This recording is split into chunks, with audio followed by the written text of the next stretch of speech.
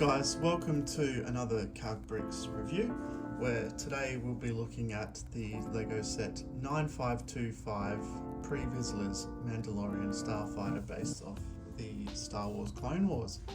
Now this set released back in 2012, consisting of 388 pieces and 3 minifigures. The set minifigures consist of Obi-Wan Kenobi, Pre Vizsla himself, and a Mandalorian jet trooper. You can find this set anywhere upwards of $300, $400, $500. Brand new in the box is ridiculously expensive. The Pre Vizsla himself sells for pretty much most of that value. The starship itself is actually really cool, which we'll take a close look at. This is what it's supposed to look like in its landing position. I'll just sort of spin around, so this is what the wings look like from the front there, which I think looks pretty cool. Doesn't look too bad. You've got a rotating ball sort of turret cannon at the back. You've got the thrusters there, the engines, which I'll fold them down in a second, and you just turn this around. The wings are pretty sturdy. They're not going anywhere. Cannons at the front look pretty cool. You've got some sticker piece detailing there, which looks actually really cool as well. You've got this landing gear here, which folds up for flight. Then you've got the cockpit open. It's got a couple of stickers on there. The white is supposed to match the white of the ship. You've got the cockpit opening like that. Now you can actually house 2 minifigures in there. I've just put Obi-Wan and the Mandalorian fighter in there, which is actually really cool. I didn't actually know this at first, so yeah, it's a really neat little fit. You've got to sort of squeeze them in there, but they do fit. And sadly, you have to take the jetpack piece off, or any sort of accessories they have off. That's just how it works inside. They just sort of, the legs slip on those pieces there.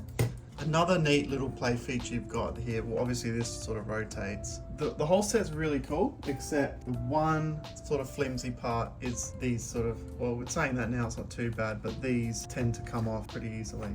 So that's the only sort of drawback for me. But in saying that, right now they're actually pretty sturdy. So yeah, they just sort of rotate like that. Very simple build.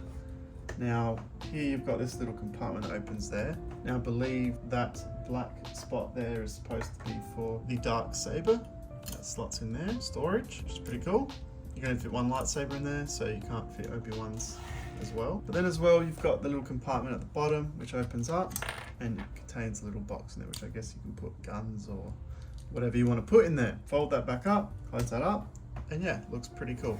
Now onto the main play feature is the wings, how they fold down like so. And so this is how it looks, the wings down as so. Here is the flight position. This is what it looks like all around. So it flies like so. And you've got it's just tricky to hold to sort of showcase, but you've got this main part that just sort of spins around as so, which is one of the ship's main features in the show. The way it is done is pretty ingenious. Now if you have the newer set, so basically the way it spins, it's very hard to take apart to show, but this is just a demonstration of the pieces it uses in between. And so it's sort of, that's the mechanism how it spins. So it's very sturdy on the inside. It uses sort of a large ball mixel joint, I think they're called. So it's very sturdy. It sort of spins inside that. So it's not just like a little pin holding it together. So it's another demonstration. So yeah, as you can sort of imagine, those parts are just sort of in there, and it's sort of on a ball joint in there. So very sturdy. It's very sturdy build, which I'm very impressed with. Just besides the little gun turret at the back, the rest of it is very sturdy. You've got this sort of trans yellowy piece for the engine. So yeah, it doesn't come with a stand or anything, which is a shame. So you kind of have to have it in its landing gear. But yeah, very cool ship nonetheless. It's very cool how it can fit 2 figures in there. So I'll do a close-up look of Pre Vizsla himself to start off with.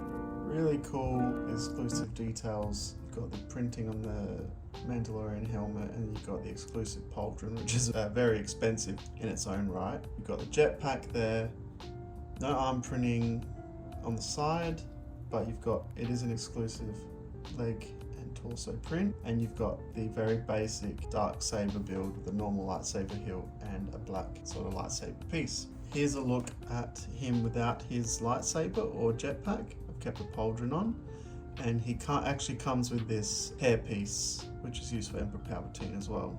And it's actually an exclusive exclusive base print too. It's slightly different to the Mandalorian soldier face print. And yeah, very cool figure. No back printing, which is a bit of a surprise, but that's alright. Still really cool figure. It looks awesome with the pauldron at the front there as so. And I think it looks cooler with the helmet on. But nonetheless, it's really neat that they included... Nonetheless, it's really cool that they included a hairpiece to go with it. But I do think the helmet is awesome. You've got this exclusive helmet piece print in there, which is really cool and sells for a lot on the aftermarket. It's a very valuable piece. Really cool figure. Now he sells for about $250 or so, which is crazy.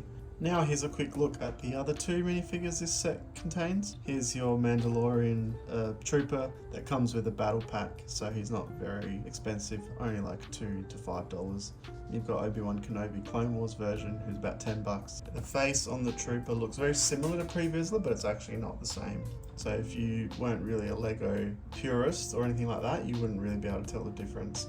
No back printing on them. I think this was just sort of before they introduced back printing regularly to minifigures. And you've got the Clone Wars versions of their faces. They look pretty cool. I like the detailing overall. Neat little addition to the set. My final thoughts on this set: it's really cool and very nostalgic. It still holds up to this day. It's very sturdy, and specifically the Pre Vizsla figure just, really stands out. Yeah, it's a very nostalgic look at an era of Star Wars that was really, really cool. I do think the Pre Vizsla minifigure though is really cool to have. If you can get your hands on it, by all means, highly recommend. And they did really well with the features and how you can fit the two minifigures in, and yeah. So that's about it for this set review. I really hope you enjoyed this little review. I hope you gained something out of it. Enjoyed listening to me rant about this Star Wars set from over 10 years ago. Thank you so much for watching, and I'll see you guys all in the next video.